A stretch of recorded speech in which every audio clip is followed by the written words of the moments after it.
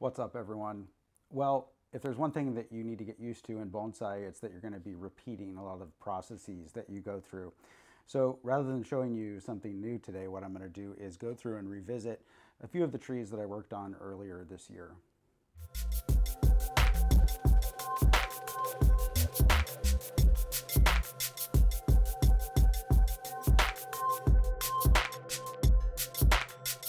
All right, well, I've got three Chinese elms here, two that were cut back previously and one that was left to kind of grow.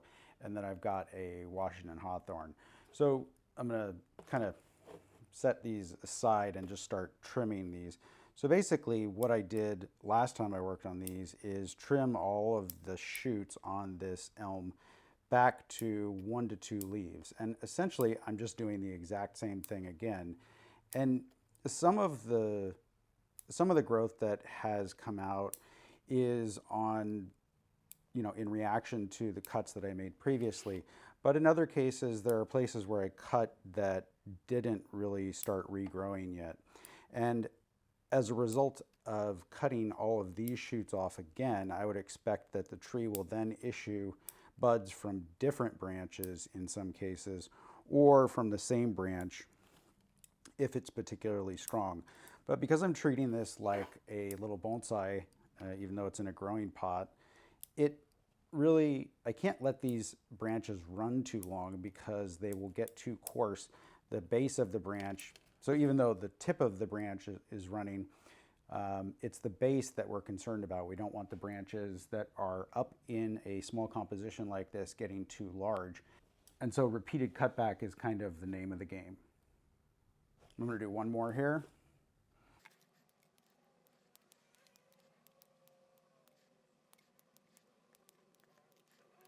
All right, so because I live in San Francisco and it's now early July, I am in a little bit different situation than a lot of other people. If I lived in a hotter area, I would probably go ahead and just completely defoliate these elms because elms can tolerate defoliation when they're in hot areas. What I found in San Francisco is that because we have very cool July and August weather, that it's best not to defoliate them at this time of year. I might have defoliated them completely in May because it's still warm enough to do so. And I might actually defoliate them again in September, but I would be a little bit iffy on whether or not they would rebud at that point. Depends on the ambient temperature. So for now, I'm going to go ahead and set these aside. I haven't even really done any structural analysis. All I'm doing is removing those long shoots so that I don't get coarse growth. I'm going to wait until winter to take a look at the structure of these and do any sort of correction at that point. When I worked on these guys first thing in the spring, I left this one alone, and there's something about it that makes me think that it's different. Maybe this is a Catlin elm versus a regular Chinese elm. In any case, I think that the trunk has definitely gotten larger as a result of this branch. I'm going to go ahead and cut this off so that I can start getting more distributed growth. And then it also occurs to me that I only have one root on one side here, so this might end up being problematic. And I might either have to do an air layer here if I want to get a radial root spread, or change this into a completely different composition. In any case, I'm not going to do any of that right now. I'm just going to cut off 90% of the tree.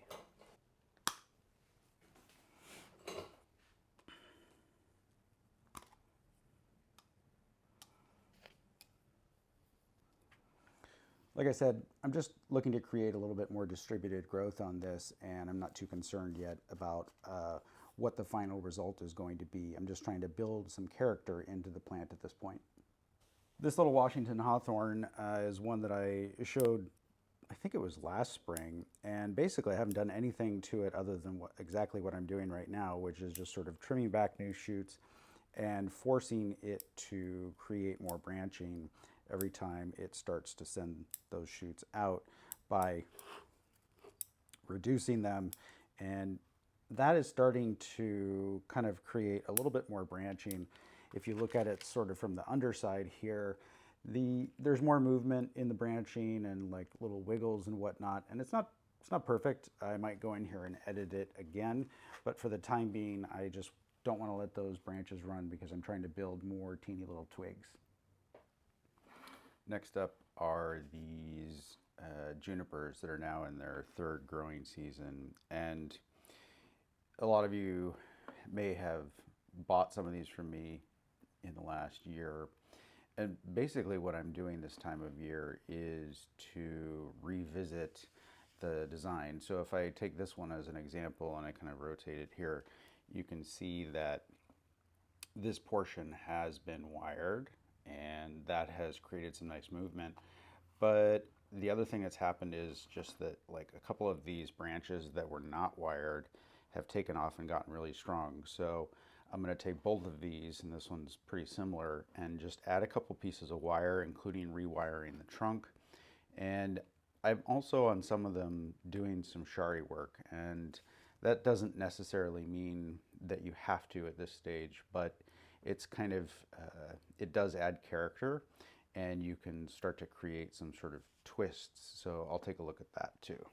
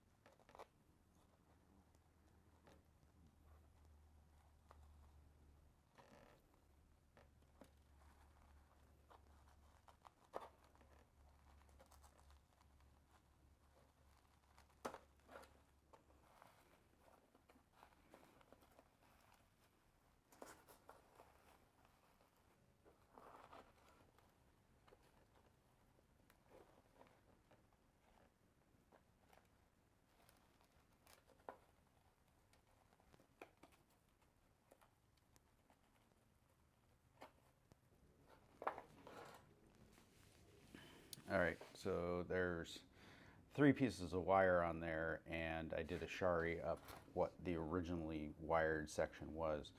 In this particular case, I see that this section doesn't have any movement in it, so I'm going to see if I can get a bend in there, but I'm not sure I'll be able to.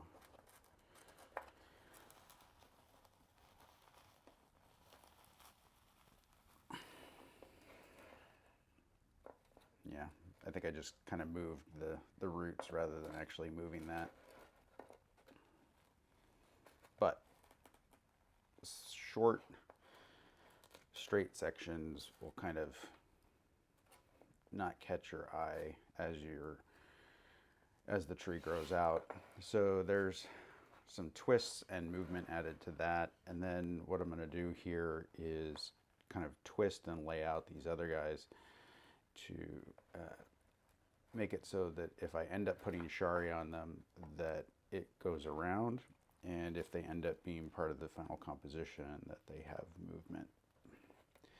And I'm really not trying to match the movement here. I'm just creating movement by twisting and bending the wire, because this is sort of like, we're still early in the game here in terms of this developing into a good Shohin size bonsai, and anything can happen, including, you know, some of these branches dying from the twisting or some other reason, and ultimately going with something that I haven't even wired yet because it was too small.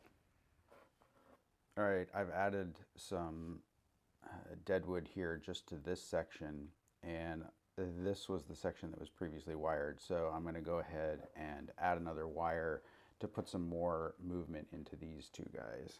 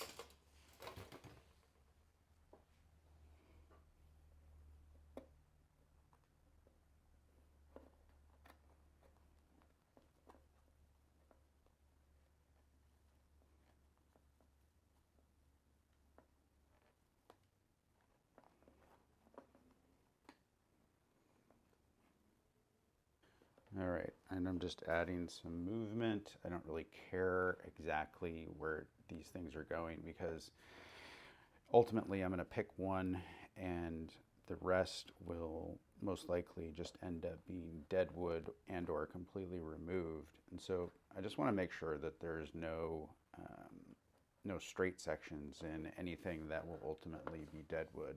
So I've just basically kind of laid those over. That also keeps this smaller growth that I might use for the final composition right here at the top a little bit shorter and less shaded. All right, the last thing that I'm revisiting today is this Dwarf Jade. And as I did last spring this major cut, and then I cut it back a second time last year.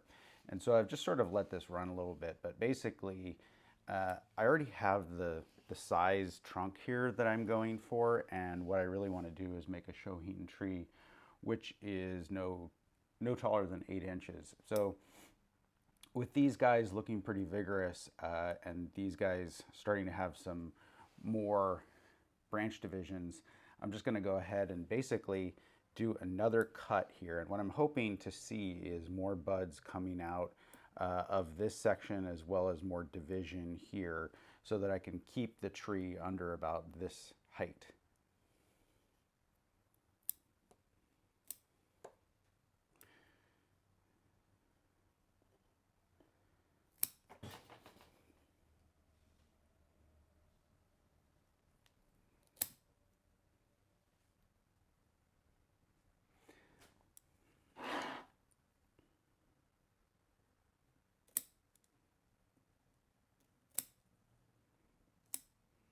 All right, so as you can see, it's kind of still in the early stages of creating an actually good Shohin here, but the bones are there. And so if I actually do end up getting some buds down in here where I'm hoping for, that'll give me more primary branches to work with. And otherwise, I'm going to kind of make these guys go more sideways and just kind of fill this out because I've only got about an inch of space left. Maybe I should cut it back further. Like I said at the beginning, there is a lot of times where you're not doing a whole lot of work on a plant like I just demonstrated here or with the 2 junipers, but it is still really important to do that work and to time it properly. So I regularly walk around the garden and just sort of check on the projects, sort of look at how healthy the trees are and whether or not they're ready for the next round of work. That's it for this time. Thanks everyone for watching. We'll see you next time.